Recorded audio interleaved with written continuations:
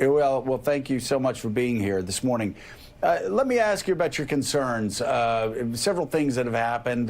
We could talk about the president not going to Arlington, what happened over in Paris. I'm very concerned. I know a lot of us are very concerned about what's going on the border right now, that the president is actually pulling away members of our service, keeping them away from their families for what looks like a political stunt. Should those troops on the southern border be sent back home?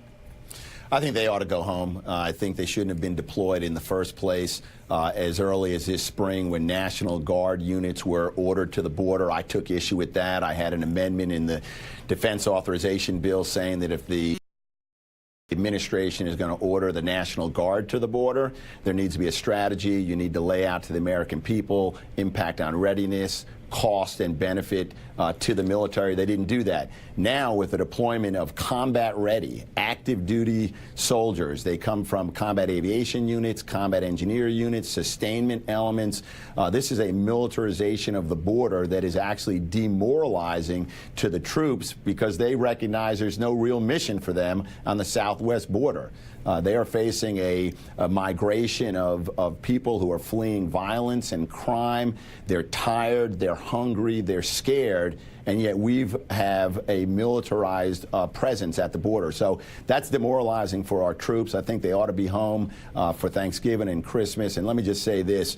I've deployed, and I was in Iraq over Thanksgiving, over Christmas. I've visited troops as a member of Congress during the holidays.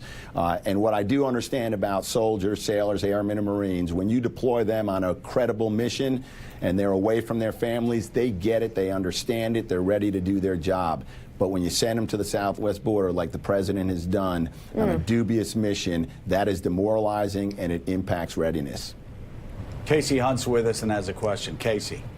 Congressman, good to see you again. I'm actually wondering about the new makeup of the freshman class Democrats coming in to the House. Many of them actually are veterans, some of them women veterans. That is a trend that we saw throughout these midterm elections when, in fact, the number of veterans serving in our Congress had been at a historic low. What do you think those veterans are going to bring to your party, and what do they hope? What do you hope that they tell your leadership? Yeah, first of all, we're excited. While the number of veterans in Congress is near an historic low, we've got 75 members of Congress who are veterans.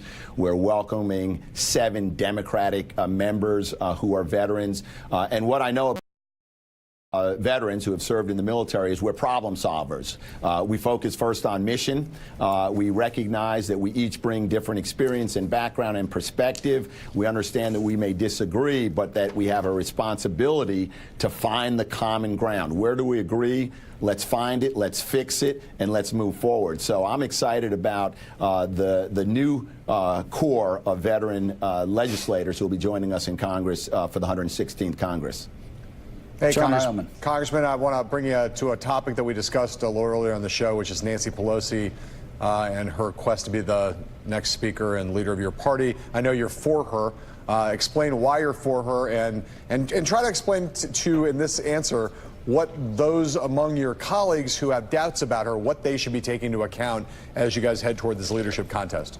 Sure, I support Nancy Pelosi. I'm also a big supporter of Steny Hoyer for Majority Leader, my good friend Jim Clyburn for Majority Whip. What we need to do is identify the most experienced leaders in the Democratic caucus. And we have a lot of great leaders, but we need to put our most experienced field marshals on the field in the 116th Congress to go toe-to-toe with Mitch McConnell in the Senate, with the president and the administration. We've got a lot of important and will prove to be difficult work to do. So we need our very best, our very most experienced. I'm also very supportive of Nancy Pelosi because I think she has a real healthy approach to national security. Later today, I am joining a number of veterans. We're going to send out a Dear Colleague letter announcing our support to Nancy. She defines national security broadly. It's not just the investment in the military, but it is addressing climate change, which is an important issue for national security,